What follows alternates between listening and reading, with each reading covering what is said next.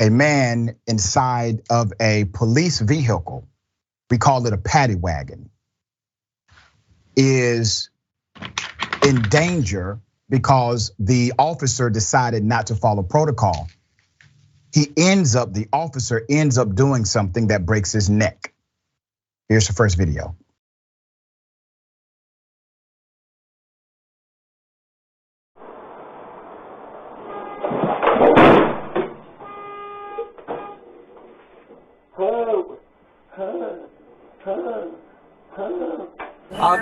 I'm stopping. I'm gonna check you out. What happened? What? You fell. Yes. What happened?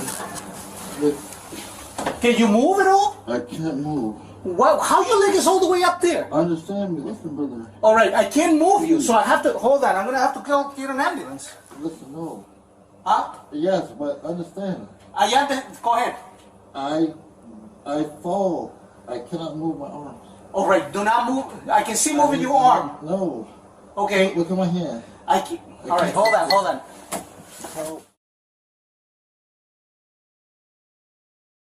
I have more video, more context. Let me give you a little bit of background to this. Before this happened, the young man that you saw, 35-year-old black male, while in New Haven custody, was kicking the door. He was likely kicking the door because maybe it was hot inside of that cabin. Well, police officers do something called giving an inmate a rough ride. We saw this with the Freddie Gray case as well. That's a tactic that law enforcement will use when they don't like a person in their custody. They will put them in the paddy wagon, not put a seatbelt on them, and start driving around erratically. It's to punish the person in their custody. Randy Cox breaks his neck, following an abrupt stop by the police. Mr. Cox was then dragged out of the van. Here's the next video. Cox, either we can move you or you can wait till AR move you. Listen, I cannot move. Slide down, my man. No, Jay. Yeah, slide down so you can get out of here. Look, if you gotta drag me, do what you gotta do. All right. But I like it. I live in relax for a bit. All right, there you go. Almost there, you're almost there. You gotta get your shoulders out. Ready? 1, 2, 3, stand up. There we go. All right. Get up. How you making out? Ready? Actually, go get that shit. Get the. Huh? You ain't cracking. You just drink too much. No, you drink too much. I can't feel it, bro. Sit up. Stop playing around. Oh my God, bro. Yeah, sit up. You're doing extra. Sit up. They accused him of faking. They broke the man's neck. They were supposed to take him to a damn hospital. They took him to jail with a broken neck, moving the body, which is prohibited in situations like that. Look at all of the protocols that were violated. You're supposed to put the individual in your custody in a seatbelt. That's why they are present.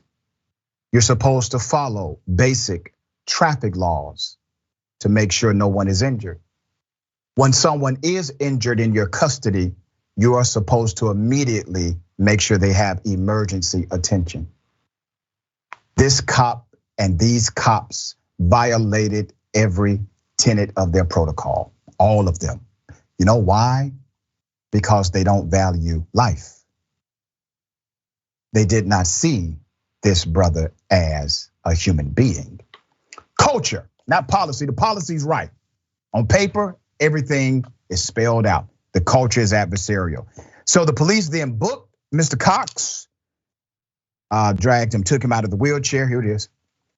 Sit up. What else did you have? Did you have any drugs and alcohol? Listen, no, it's fine. You're not fine. How much did you? Okay. How much did you have to drink?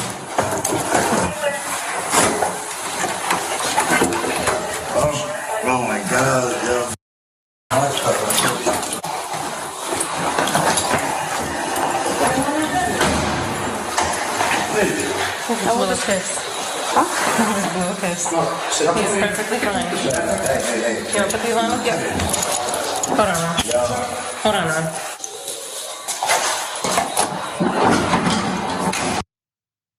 It's a damn shame. The ambulance eventually arrived. They immediately took him to the hospital. Let's put up his picture next to what happened after he was paralyzed. Richard Randy Cox was showing clear signs of paralysis. He was arrested on a gun charge of being taken to New Haven police detention when he was injured in the back of their transport van. Officer Oscar Diaz said he braked to avoid a collision. That is his story that he put on the record. Cox had to undergo surgery for his injuries and may suffer permanent paralysis. Let's talk about going against protocol here, all right? Diaz then resumed driving to the police department, despite Mr. Cox, a human being, calling for help and saying he was injured and could not move. A few minutes later, Officer Diaz stopped the van to check on Mr. Cox, who was lying motionless on the floor. Officer Diaz then called paramedics, but told them, just meet us at the station instead of waiting. Yeah, I'm taking him to jail anyway. I'm gonna move him anyway, okay? Let's put up the picture of the acting chief, okay? The acting police chief, Regina Rush Kittle, called the handling of Mr. Cox unacceptable. The chief placed 5 officers on paid leave while the June 19th incident is being investigated. 3 of the police officers were placed on leave last week. Put up a picture of the mayor of this city, okay? His name is Justin Elicker. In a statement, the good mayor expressed concern that the actions of the officers, and I quote, do not reflect the high standards to which I know other police officers hold themselves to every day. Damn lie. Let me tell you why that's a lie. You saw how many cops were involved in this, Mr. Mayor? Since you think your police department is so culturally significant and correct, why is it that not one of those cops stopped this madness? Not one of them. Meanwhile, he said New Haven prisoner transport vans not equipped with seatbelts have been taken out of service, and the police department is working to install seatbelts in vans that don't have them. While the state does not require seatbelts in local police convenience vans, the city will require them moving forward. Another dynamic, go to the video, there are seatbelts. This van had seatbelts in the video. Try again, Mr. Mayor. All right, Adrian, thoughts here. You know, when these officers decide that they're going to stray from policy so that they can enact their own sense of justice by treating people in inhumane ways, of course, you know what? It really is a reflection of not only our society and the direction in which we're going, but also just complete and utter disregard because they know they're not going to face any accountability whatsoever. It's not them who are going to be paying for that settlement amount, the largely and likely 6-7 figures. No, that's going to be coming from we the people. And also, they got a paid vacation. They are enjoying this ride as far as I'm concerned, while this man may never necessarily walk again. It just shows you that the dynamics here, they're incongruent with any sense of justice or again, any sense of people who respect others as recognizing their own humanity. Why does it seem as if when that blue suit goes on, the humanity comes off? How can you sit there and watch a man who cannot move? You can't fake all of that. I mean, literally, this man had no movement from the neck down. And they continue to criticize him. They continue not to believe his story. You have professionals who are trained, Adrian, to see things like this and do something. What suits can be brought against the police for their negligence or maybe even intentional action here?